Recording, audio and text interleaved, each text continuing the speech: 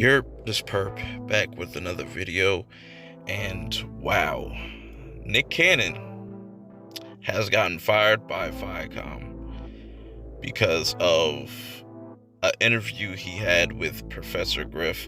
I'm gonna just give you my quick thoughts about the whole situation and everything that's going on. I'll probably most likely talk about it more on the Perp Show tonight at 11 p.m.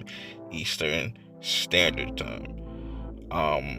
Because it's interesting. It's all real interesting to me how everything is kind of unfolding and coming out, and just it's just some crazy times we live in.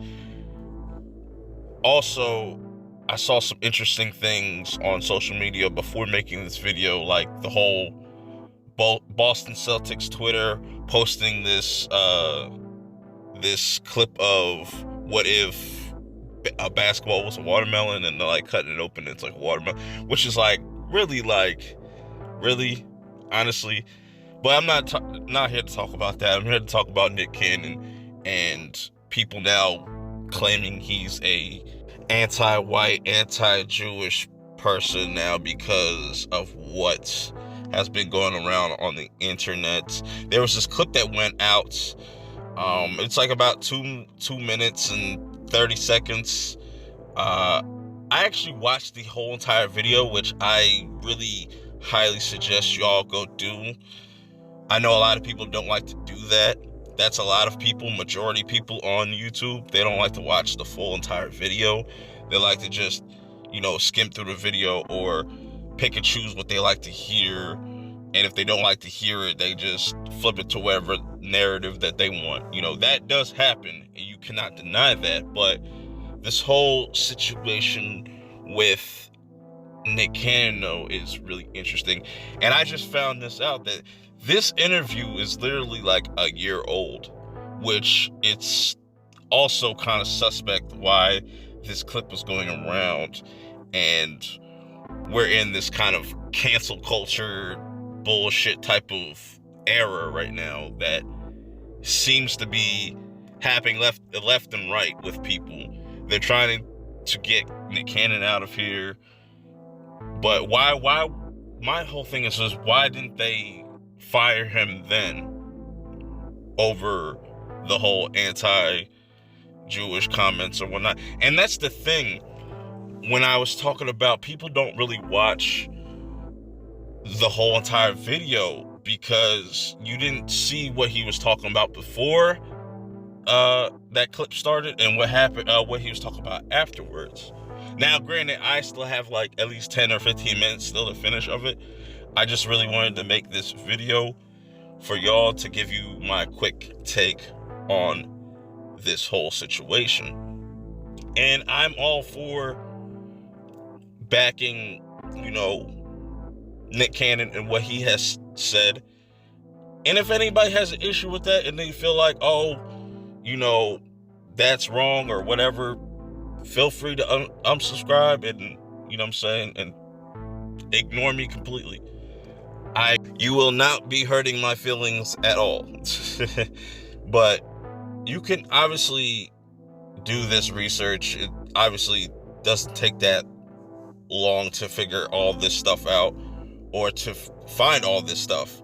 This is the type of stuff that they don't want you to talk about. Like, you guys got to go follow me on Twitter at perpminded420, because I was talking about this is the type of stuff that gets people, like, assassinated, blacklisted. Because Nick Cannon was already blacklisted because he was already been doing, this type of stuff for a while now.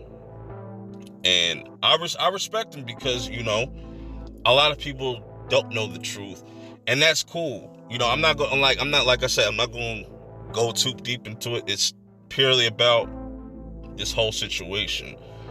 Now, the whole situation with Viacom firing him after a year after that whole interview. And the funny thing about that interview, specifically since it's a year old, and people are trying to claim that, Nick Cannon is this anti-white person, but yet the whole conversation pretty much started with Nick asking Professor Griff about, him leaving Public Enemy and stuff, you know what I'm saying? But people don't want to talk about that side of things because they just look at one little clip and judge a man just based off of that whole entire clip and just spin it. But this is the kind of era that we're living in. You'll have a bunch of people just spinning their own different type of opinions and all this shit, and they either don't really want to look into it and they just look at it and just say, oh, that's effed up, that's fucked up, this person's racist, this person's that, this person's this. Like, people have no idea. Most people have no clue how the world's really ran or who's really behind the strings and whatnot. But like I said, I'm not gonna get into that. This is probably Viacom's dumbest move, and this is probably the nail in the coffin for this corporation, because Wild 'N Out is a very big, profitable show for MTV. Was a profitable show for MTV. Now it went to VH1. Now it's going to be completely taken off. I even saw a clip where if you try to go watch it right now, I think they're playing episodes. They're actually playing the Fresh Prince, which is kind of fucked up. It's just like, so Nick Cannon's completely off that platform, which I'm cool with, because this means Nick Cannon's gonna go somewhere else. He's gonna go to like a Hulu. He might go to Hulu. I was thinking about that. That would be pretty big. But I think what would be crazy is if he went to Netflix or HBO Max, because he could still do the whole weekly show. But that's MTV's biggest show. Like, that brought in hella ratings. Now all you're going to be stuck with is some Love and Hip Hop bullshit, some was it Ink? What the tattoo reality shows, all this trash reality shows. Hell, this is how you can tell how trash MTV has become. They don't even have The Real World as their flagship show anymore. That shit's on Facebook. Can you believe that? Hell, do they even play music videos still on MTV? No, that is a dead platform. BET is a dead platform. VH1 is a dead platform. Like, it's a wrap for them now. This is a big thing for Nick Cannon, because now he can take his platform and that following to a different platform and gain a bigger audience. That's why I said, if he takes it to like Netflix, he opens the doors for a whole new audience to check out the Wild 'N Out show. And that's been going on for 10 plus seasons now. So imagine what he could do on a streaming service, or he ends up just putting on YouTube or something like that. He gets an exclusive deal with YouTube. Who knows? But he's definitely blacklisted. So it's going to be interesting to see how this all plays out at the end of things. But Nick Cannon is going to be fine. This is not the end of his career. I don't know why people think that. He always has different ventures. That's always what he's been doing for the last X amount of years. I don't know why people try to keep downplaying the things that he's done in his lifetime. But I've always respected what Nick Cannon has brought to the table. He's always been a people person, the voice of the people. You know what I'm saying? First and foremost, I don't feel like he's a racist. I'm not offended by anything he said. I can understand how other people might feel different, and that's fine.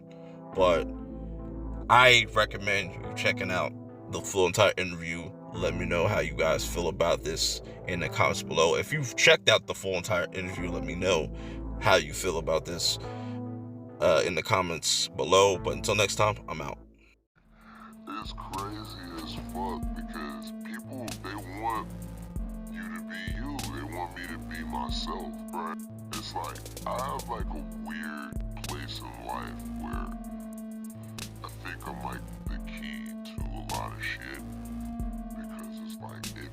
wanna enjoy yourself, I'm